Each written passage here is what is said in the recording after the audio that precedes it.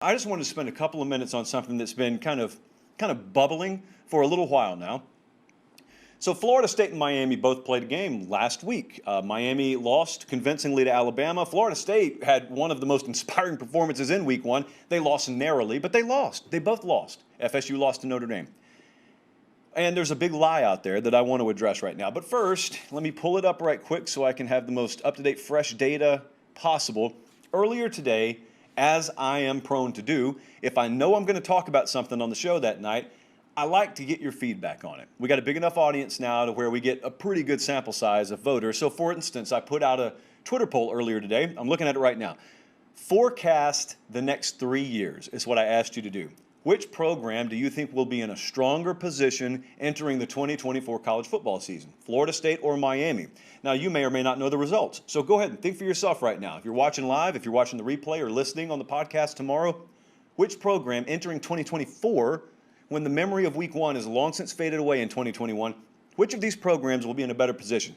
Right now, as you make your own mind up, 69% are on Florida State, and we've got about 31% on Miami. Do you agree with that? Let's dive in. Let's talk. There is recency bias here, clearly, as my Miami fans were more than willing to point out. There is recency bias with this. Sure, the lasting image in your mind is of Mackenzie Milton and Florida State nearly pulling the upset off. Meanwhile, Miami got battered around pretty good by Alabama. Yes, I mean, if the roles were reversed, Florida State would have been housed by Alabama. I don't know what Miami would have done with Notre Dame, but I can tell you, yes. So this number with Florida State, probably a little inflated, but I think it is still stands to reason. There are probably more people who believe in the long-term future of Florida State right now than Miami. So there's good news for Miami, but I'm going to detail all this in sort of an order here. But the first thing I wanted to dive into and talk about is one of the biggest lies in college football that is told all the time is you are what your record says you are. It's garbage. It's total garbage. It's a falsity. Both these teams are 0-1 right now. Do they feel the same to you? And what was accomplished this weekend? Each of them lost. What was accomplished? This weekend, if you understand college football, and especially if you understand football in the state of Florida, you know what the subplot was. It wasn't about whether Miami can take down Alabama. We didn't think it was going to be about whether FSU can take down Notre Dame. They nearly did it. It's about recruiting.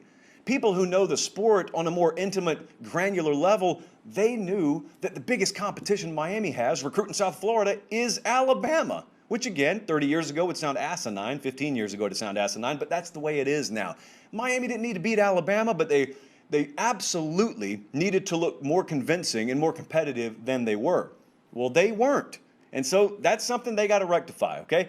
No one believes Miami has arrived yet, but they needed a better performance, flat out, than they had against Alabama. Conversely, Mike Norvell and his staff circled this game, standalone Sunday night game against Notre Dame, and they circled it, and they weren't apologetic about it. They knew they were going to be an underdog. They knew it was an uphill climb, but they packed that place as full of recruits as they could possibly pack it. And then they got to showcase Doak Campbell Stadium in as rare form as it's been in several years. I remember being there a few years back when I think it was Deshaun Watson and Clemson came in there and narrowly beat them. And it was pretty lit that night. Hasn't been like that very often. And so they got a perfect storm. They got a highly ranked, nationally recognized brand coming in there. They got the stage all to themselves on Sunday night, and then they almost come back and win the thing. And they do it in sort of a Disney-like fashion to where the whole country kind of galvanizes. If you're not a hardcore Notre Dame fan and you were just neutral and watching, you're sitting there pulling for FSU. We had money on Notre Dame, and I even caught myself secretly rooting for FSU, which is just ridiculous.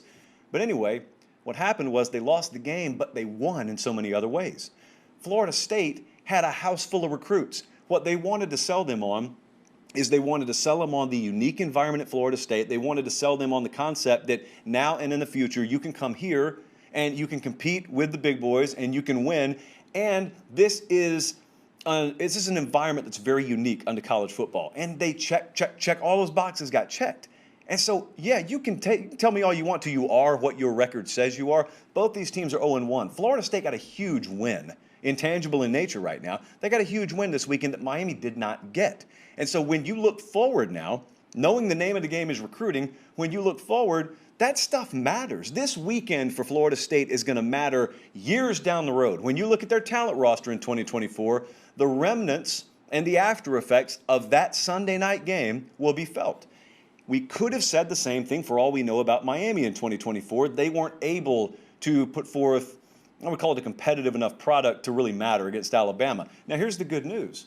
As was pointed out several times in the comment section under this tweet, these are teams who play each other every year. So the good news for Miami is November 13th is coming. And Miami will be able to erase all this, especially when it comes to in-state battles. You know, you can look at what Florida State did against Notre Dame. You can look at what we did against Alabama. How about you look at what we did against them? And if Miami beats them 30-13, then all of a sudden a lot of this gets erased. And a lot of this at least has the volume knob turned down on it. But until that point, I think it very much matters what just happened this last weekend. You're looking right now at Miami's schedule. They've got App State this weekend.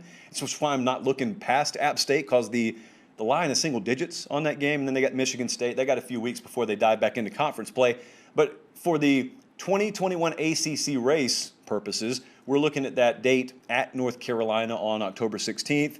But also, you look down the road a little ways at, November 13th? That's when they play Florida State. So a lot of this is in the remains to be seen category. That is the nature of a forward-thinking poll. No one knows how it's going to turn out. But to discount the value of Sunday night's narrow loss and to just label it a loss that's equal to all other losses is ignorant. You don't get college football. That's the way you think.